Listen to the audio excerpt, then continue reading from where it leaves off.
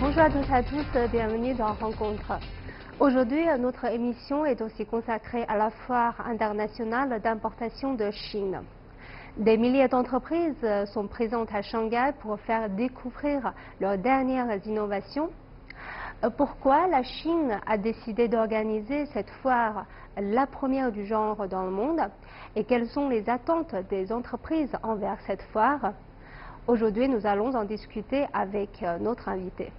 Avant cela, je vous propose de regarder ce reportage préparé par notre journaliste Sun Yang pour savoir un peu plus sur cet événement.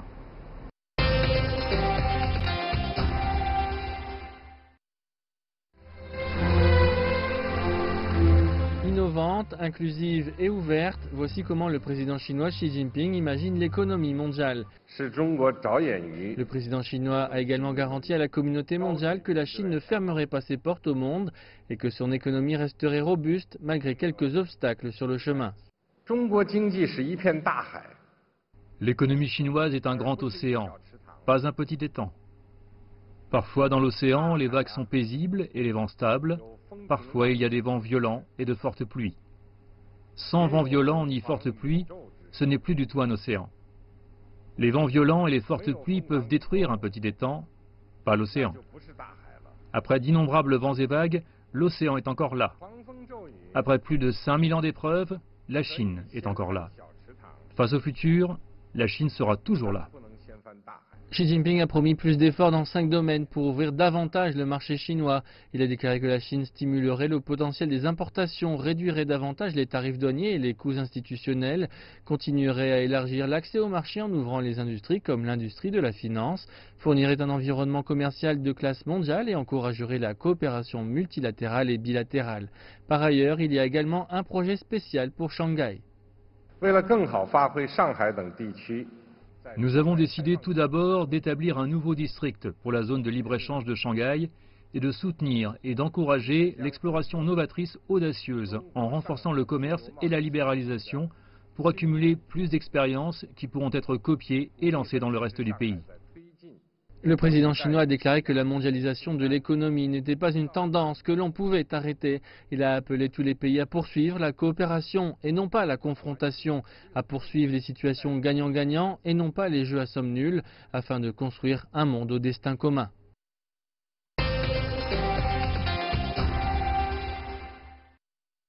J'ai le grand plaisir de recevoir sur notre plateau deux invités. Monsieur Xu Tieping, professeur à l'Université de communication de Chine, et Monsieur Alain Thibault, directeur commercial Chine du groupe Fives. Bienvenue sur notre plateau. Merci pour l'invitation. Alors, on voit que c'est la première fois que la Chine organise cette foire internationale d'importation et c'est un peu la première du genre dans le monde. Et pourquoi la Chine a décidé, selon vous, d'organiser cette foire? Je pense qu'il y a un mot très important qui dit sans précédent. Parce que si on voit l'histoire de l'économie mondiale depuis 4 ou 5 siècles, c'est avant tout la conquête, l'industrialisation, comptoir, établi, etc., etc. Et depuis la fin de la Deuxième Guerre mondiale, il y a des tigres asiatiques qui préfèrent plutôt industrie à, disons, d'importation, exportation, pour avoir plus de devises, pour faciliter le développement. Alors la Chine a surpassé cette période et finalement, c'est qu'on apprend une mesure sans précédent dans l'histoire de l'économie mondiale. C'est que sur son propre sol, sur son propre territoire, on a officialisé cette forme, disons, exposition ou expo d'importation uniquement pour satisfaire, disons, le besoin domestique. Ça, derrière, ça signifie le changement identitaire de la statut de la Chine en tant que l'acteur économique dans le monde. Aujourd'hui, ce qu'on a vu, c'est qu'à la fois, on est, disons, exportateur de premier ou de deuxième rang dans le monde, avec dans le monde plus de 150 pays qui sont, comme la Chine, la premier partenaire. Ça, c'est très important. En deuxièmement, c'est qu'on est à peu près sur tous les échelons, c'est-à-dire des technologies à la pointe, des manufacturations, disons, à des valeurs ordinaires et enfin aussi exportation de certaines matières premières. Donc c'est sur ces trois, niveau dans la chaîne de production, on exporte. Et enfin, moi je pense qu'avec l'industrialisation et surtout avec l'automatisation, l'informatisation maintenant, c'est qu'on a besoin aussi pour satisfaire aux besoins domestiques, mais aussi pour la balance excédent déficitaire du commerce. On a besoin, disons, un coup de force pour rebalancer disons, la caisse d'État. Le groupe FIVES a une longue présence en Chine et vous avez participé à de nombreux genres d'expositions en Chine aussi. En fait, pour les entrepreneurs, comment cette foire se différencie-t-elle des autres occasions d'exposition et comment voyez-vous la nature de cet événement? Oui, vous avez raison. Cette exposition diffère grandement des expositions que nous avons déjà faites en Chine. Comment nous le voyons? Nous savons que cette exposition repose sur deux fondamentaux. Le premier, ce n'est pas seulement une exposition normale où il y a des échanges et des présentations de produits, c'est aussi une plateforme des activités diplomatiques de la Chine.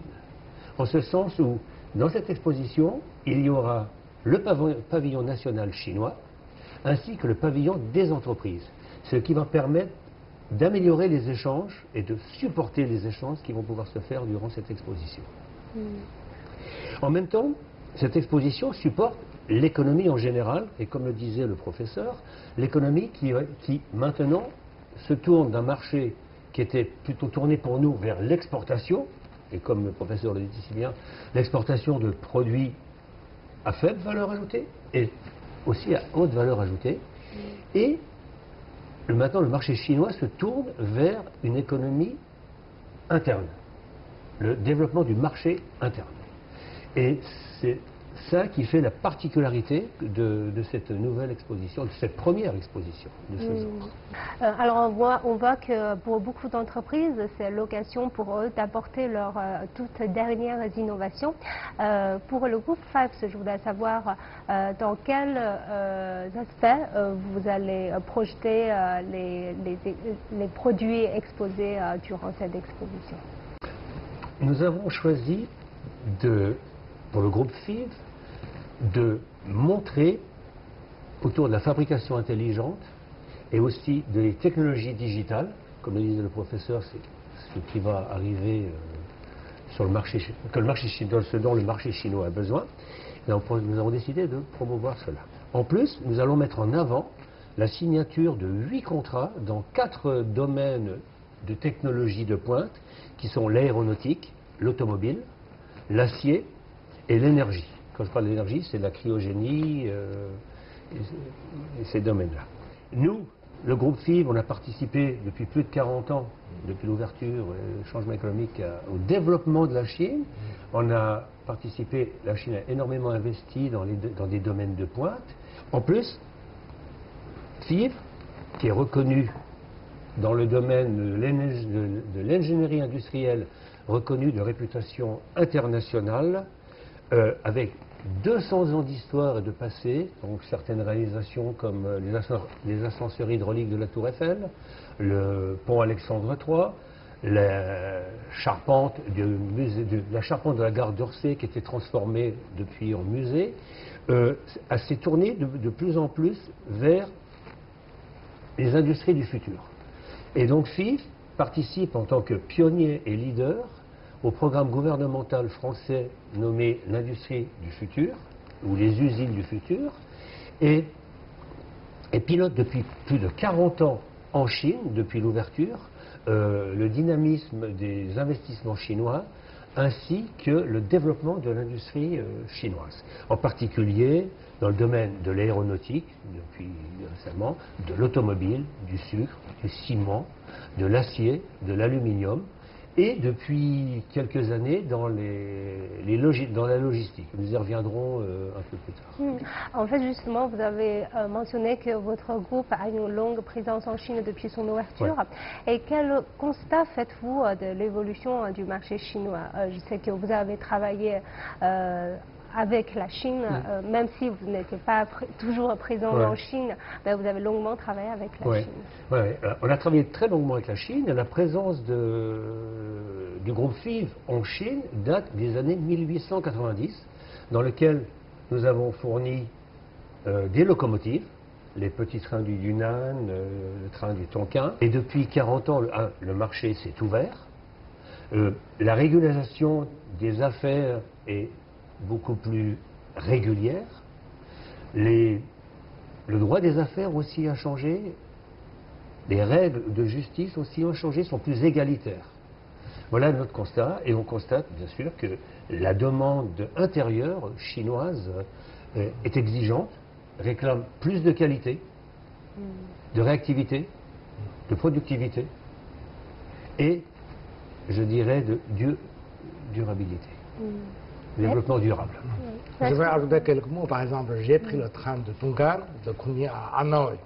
Donc c'est bien sûr le repère et le symbole de l'époque, le niveau d'industrialisation et de communication, chemin de fer moderne à l'époque. Et quand on fait la comparaison, c'était surtout quand on pensait c'était la fin de la dynastie de la Chine, la dernière dynastie. On est plus ou moins en déclin. Et il y a aussi un certain effort d'industrialisation, de rattrapage. Un siècle et après, quand on mesure, c'était surtout le changement. Le changement, c'est-à-dire que, d'une part, bien sûr, la mobilisation, les conflits, disons là, les efforts d'industrialisation. Mais enfin, on se trouve dans une trajectoire de rattrapage assez rapide. Nous sommes en difficulté, bien sûr, nous sommes en crise, mais finalement, on s'avance assez vite. Oui, exact. Ce premier. Et deuxième, je pense aussi, c'est le changement de logique, si vous voulez. Et nous avons, bien sûr, sous l'influence soviétique, il y a à certains moments, une certaine concept, plutôt, disons, sur l'économie planifiée. Et à travers des efforts d'expérimentation. Et finalement, c'est que depuis 40 ans, l'idée s'est changée. Voilà, bien sûr, il y a une gouvernance. Il faut avoir une gouvernance efficace. Visionnaire, etc., orientaliste, mais tout de même, il faut laisser plutôt, c'est le marché qui oriente, qui conditionne le développement économique. C'est là, c'est le changement. C'est ce que nous ressentons d'ailleurs. Un changement de mentalité. Changement de mentalité, changement déjà de mentalité au niveau des autorités chinoises qui accompagnent ce changement et qui ont permis par exemple de débloquer un certain nombre de freins qu'il pouvait y avoir, par exemple, sur les investissements étrangers, où on peut investir, par exemple, dans les services à l'industrie sans aucun problème. Ouverture, je dirais, d'esprit, mais ça, c'est une formule. Ouverture sur le droit des affaires qui, on le ressent, est beaucoup plus régulier et maîtrisé. C'est-à-dire, dans le passé, il y a certains archons plutôt idéologiques. Et maintenant, on pense, on peut surpasser assez facilement. Exact. Mais est-ce qu'en travaillant avec vos homologues, vous pensez qu'aujourd'hui, c'est plus facile de travailler avec les Chinois qu'avant? Nos partenaires chinois ont aussi évolué. Et donc, ce qu'ils pouvaient prendre comme des directives, comme vous le disiez si bien, maintenant, ont plus de liberté. Plus de liberté d'entreprendre, plus de liberté de choix. Et ce qui fait que pour nous, on n'est plus comme dans les années que j'ai connues en débutant, où on s'adressait à des États souvent. Auparavant, vous avez plutôt négocié des affaires avec l'administrateur et aujourd'hui plutôt avec des entrepreneurs professionnels. Là, c'est la différence. C'est une très grosse différence. Avant, sur d'autres pays, il y avait ce qu'on appelait des instituts ou des organismes chargés de négocier avec les entreprises exportatrices de Chine et importatrices quand c'était nous, et c'était différent. En fait, il y a beaucoup d'entrepreneurs qui expriment sur le genre de choc culturel. Est-ce que vous avez quelques expériences là-dessus? Le choc culturel, oui, il existe parce que il y a une multitude d'entreprises avec, moi je dirais, une multitude de philosophies ou de réactions dans les affaires. J'ai fait moi-même des affaires en Chine il y a une vingtaine d'années avec des entreprises d'État chinoises où on n'avait pratiquement rien écrit dans le contrat. On avait fait les grandes bases, ce qui est très étrange pour la Chine. Tout le monde nous disait, en Chine, il faut faire des énormes paquets de contrats avec toutes les clauses. Et là, ça s'est déroulé, on se comprenait, et quand il y avait un problème, on se rencontrait, et on se rappelait ce qu'on s'était dit. J'ai travaillé aussi avec d'autres entreprises chinoises, toujours étatiques, dans ce temps-là, étatiques, où il fallait tout écrire. Et c'était ce qu'on nous avait dit au départ, c'est attention, si tu n'écris pas, ils ne le feront pas. Et certaines le font, certaines ne le font pas. Enfin, je veux dire, il y a une mentalité sûre chinoise, de par le passé, de par le poids du gouvernement qui a été très important il fut un temps.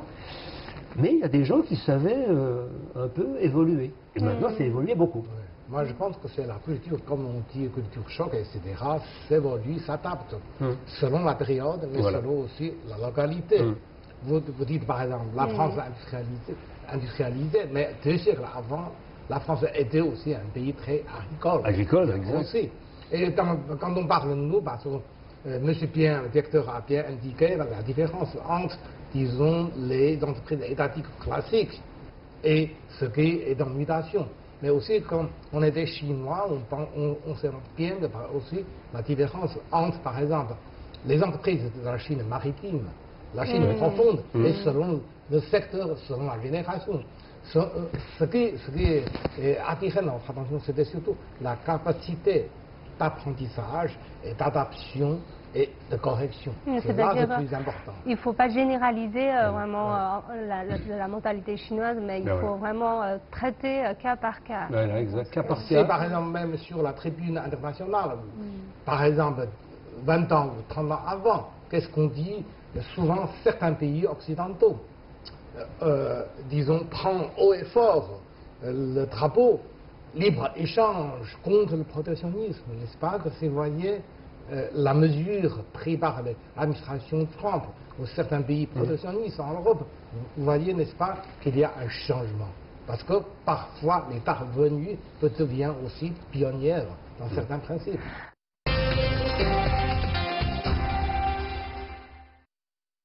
Même si cette fois la foire souffre en pleine guerre commerciale entre la Chine et les États-Unis et qu'il n'y aura pas d'officiers de haut niveau qui viennent des États-Unis, mais il y a quand même une présence des entreprises américaines sur la foire. Donc comment voyez-vous cette... les États-Unis restent encore, pour certains encore, la première puissance industrielle dans le monde, première entité économique. Mais vous voyez aussi maintenant, il y a un certain courant protectionnisme, de repli sur soi-même, de faire plus de tarifs douanières, etc. Ça représente, disons, un choix dit anti-mondialisation, ou disons plutôt de rétrécissement. Mais je pense que l'Amérique, il faut relativiser. L'Amérique est un des parmi acteurs, disons, économiques. Il faut penser qu'aussi les pays émergents. Aujourd'hui, par exemple, même si les États-Unis n'ont pas de hauts fonctionnaires, il y a tout de même une quinzaine et vingtaine chefs d'État, premiers ministres, la tête du gouvernement, etc., qui seront présentés à Shanghai. Premier. Et deuxièmement, aujourd'hui, ce n'est plus l'habitude de l'État. C'est-à-dire que chaque État se divise en couches sociales, favorables, défavorables, mécontents ou satisfaits dans ce processus de mondialisation. Vous avez d'un côté, par exemple, il y a une certaine boycott, entre guillemets, de la position officielle de Washington. En même temps, il y a une présence massive, active de certaines grandes multinationales qui sont aussi le fleuron de l'industrie et de l'économie américaine, qui serait aussi à Shanghai. Donc comment voyez-vous, vous êtes entrepreneur, comment voyez-vous votre contradiction entre les entreprises et la position officielle? Position officielle du gouvernement américain? Oui. Ce n'est même pas que la position du groupe FIV. La France s'est manifestée et a bien montré que le protectionnisme n'était pas la voie pour développer le monde, Et ce n'est pas en mettant des barrières douanières, en mettant des protections, dans notre sens, que nous arriverons à protéger notre marché et que nous arriverons à nous développer et assurer de la croissance. Nous sommes le groupe FIV qui suit la politique, qui partage la politique gouvernementale française. Nous pensons que des accords bilatéraux ou multilatéraux, je parle de l'Europe, avec des pays, sur une base équilibrée, est la voie. On ne peut pas revenir en arrière, on ne peut pas aller contre le cours de l'histoire. Le président a réaffirmé plusieurs fois que la porte de la Chine va s'ouvrir davantage. Selon vous, quels vont être les domaines qui vont développer un peu plus tard? Je pense sur le front, disons, international, ils cherchent des alliés ou des partisans pour le principe de libre-échange. Premier, ça c'est important. Et deuxième, vu la crise actuelle, disons, dans le monde, dans l'économie du monde, je pense qu'il est important que chaque gouvernement de chaque pays va repenser sa politique de redistribution, plutôt la politique sociale, et non pas seulement, par exemple, transfert ce mécontentement issu de maldistribution, crise intérieure, sur accuser, disons, les autres comme des boucs émissaires. Là, c'est un choix fondamental, plutôt de la politique sociale de chaque pays. Et enfin, je pense qu'aujourd'hui, c'est important, c'est qu'il s'agit d'une sorte de réorganisation de la division du travail selon ses capacités, selon ses besoins. C'est-à-dire mieux faire équilibré et équitable dans la chaîne et dans le circuit international, en économie et aussi en finance. En fait, pour les entreprises, quelles sont vos attentes par rapport à la politique d'ouverture de la Chine? Quels sont les domaines que vous souhaitez que la Chine va s'ouvrir davantage? Pensons, nous, que la Chine va s'ouvrir davantage sur les technologies industrielles communicantes, sur la digitalisation de l'industrie, sur la robotisation, qui est aussi en Chine. Et ce sont les domaines dans lesquels FIV investit énormément avec ses partenaires chinois. Il y a aussi, par exemple, l'intralogistique. Nous sommes avec Jingdong, et nous avons signé récemment un contrat de plus de 100 millions d'euros. Ça, c'est remarquable. Et pour donner quelques nouvelles de ces contrats, 2 plateformes sur Pékin tournent. Nous en faisons une autre à Dongguan et une à Xi'an qui sont en cours de montage. Et c'est une énorme vitrine, non seulement pour le groupe FIV, mais aussi pour la Chine qui va développer des plateformes technologiques uniques, rapides, capables de délivrer dans des records toute marchandise. Et ça, c'est une nécessité mondiale. Ouais, j'ai vu les images assez impressionnantes de ces plateformes de livraison qui est tout automatique. Il y a des robots qui distribuent et le groupe FIV participe à cela et a développé les outils, les process, les technologies pour assurer la croissance de ce marché. Je pense qu'on doit rénover aussi la logique. C'est qu'auparavant, quand on parle d'ouverture de la Chine, c'était surtout avec les partenaires étrangers. On fait quelque chose en Chine dans certains secteurs. Alors qu'aujourd'hui, on doit penser avec le changement de statut, avec la capacité de projection. On peut faire aussi quelque chose en commun en Europe, sur le marché européen. Et pourquoi pas faire des coopérations du tiers à l'échelle mondiale. Et là, c'est la vision, c'est la trajectoire du futur. Cette question, je l'ai posée dans ma dernière émission avec d'autres invités parce que je pense que c'est une question qui concerne beaucoup de gens, que beaucoup de gens s'intéressent. C'est quel constat faites-vous sur le marché chinois aujourd'hui? Parce que là, il y a des gens qui considèrent toujours la Chine comme un Eldorado et puis d'autres vont dire que tiens, aujourd'hui, tout a changé, le marché est devenu plus compétitif. Et quel constat faites-vous sur le marché chinois aujourd'hui pour ceux qui ne sont pas présents en Chine et qui veulent bien connaître un peu la réalité? Bien sûr, on parle toujours comme un miracle d'un marché d'1,3 milliard disons, consommateurs, on y rêve. Mais pour y entrer, il faut penser que le besoin, le souhait de les consommateurs nationaux aujourd'hui change aussi. Ce n'est plus comme à certains moments, ce sont surtout, par exemple, ce sont quelque chose d'un élément du besoin les plus élémentaires.